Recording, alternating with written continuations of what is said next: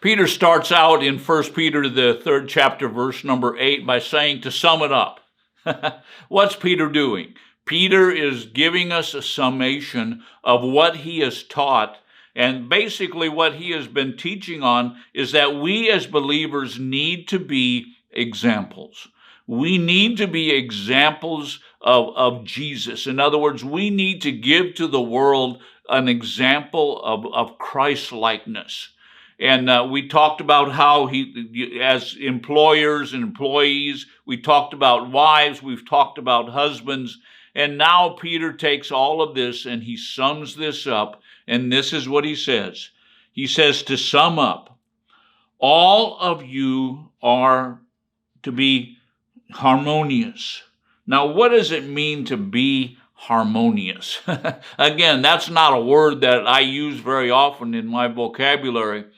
But the word that we're looking at here actually means to be of one mind. Now, he's not talking about unbelievers. He's talking to believers. He's talking to Jewish believers. And what's he saying? He's saying, all of you, you need to be of one mind. You need to have one focus. Now, as we take this into context, what is that one focus? That one focus is that we are to be like Jesus to the world.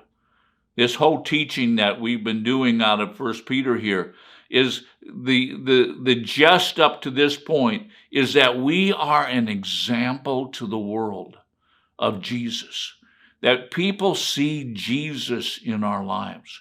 And so he says, this is our focus. This is what we need to focus on. We need to be of one mind. We need to have one focus, and that is to be like Jesus. Wow, what a challenge. What an amazing thing that Peter is writing to these persecuted Jewish believers. By the way, the background of 1 Peter is that these are Jewish believers who have fled Jerusalem. They'd once called Peter their pastor there in the city of Jerusalem, and now they are fleeing, and they're fleeing because of persecution. They're fleeing because the Spirit of God is telling them to go, to move on. And yet Peter is saying, as you move on, you need to be focused on being an example to the people that are around you. How many of you know that it's hard to be an example in good times, but it's even harder to be an example during difficult times? But yet we can do it. We have the grace of God upon us. And then the next thing that Peter says is he says, you need to be sympathetic. What does that mean? It means to have a fellow feeling. That if you were to take the Greek word here and translate it, it means an empathy, a fellow empathy for each other. In fact, we get our English word empathy out of the root word here that's used as Peter is speaking. We need to have a mutual feeling towards each other. Now, again, let me remind you, Peter is writing to Jewish believers who are going through a very difficult time. And you know what? What he's saying is we need to be empathetic. We need to have a fellow feeling. In other words, we need to join with each other in this struggle. You know, one of the greatest experiences that people can have is for people to walk with you through a struggle, especially for believers. When you're going through a difficult time and someone says, hey, I'm standing with you. I'm with you in this. I am empathetic. I'm not going to be out there criticizing you and saying, where's your faith?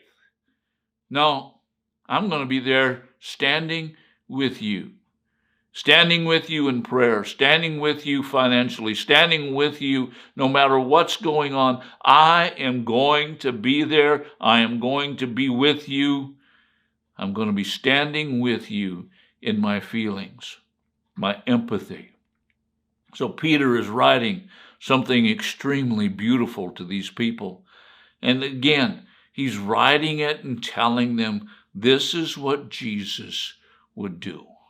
How many of you know that Jesus understands what it's like to go through trials? He understands what it's like to go through temptations. And he sympathizes with our weaknesses, doesn't he? And basically, Peter is again saying, be like Jesus. The next word, brotherly. Now, what does this mean? This is brotherly love. This is phileo love. What is brotherly love? What is phileo love? Phileo love is a deep affection for each other, a brotherly affection. You know what? It's so beautiful when brothers and sisters stand together. And that's what Peter is talking about. But then again, Peter is saying this is the example of Jesus.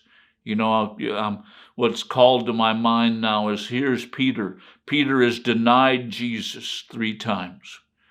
But Jesus now has appeared to them, and he's on the lake shore, and he's making breakfast for him, and he calls Peter aside, and he begins to talk to Peter about what Peter's destiny is. What a beautiful example of brotherly love. And so Peter now is writing to us, and he's saying we need to have this brotherly love for each other. And then the next word, it's kind-hearted, mean tender-hearted. It means actually to have a heart of pity, a heart of mercy. How many of you know we all make mistakes and we all need mercy and we receive mercy from God? But how many of you know that if a believer is going to be an example of Jesus, then we need to be givers of mercy? And so Peter writes and he says, to sum all of this up, we need to be kind-hearted. And then the last word that we're going to look at, humble in spirit. Actually, this could be translated as courteous. Courteous. In other words, putting someone else in front of yourself. Letting someone else receive the accolades. Being courteous to someone else. I hope that this teaching has blessed you.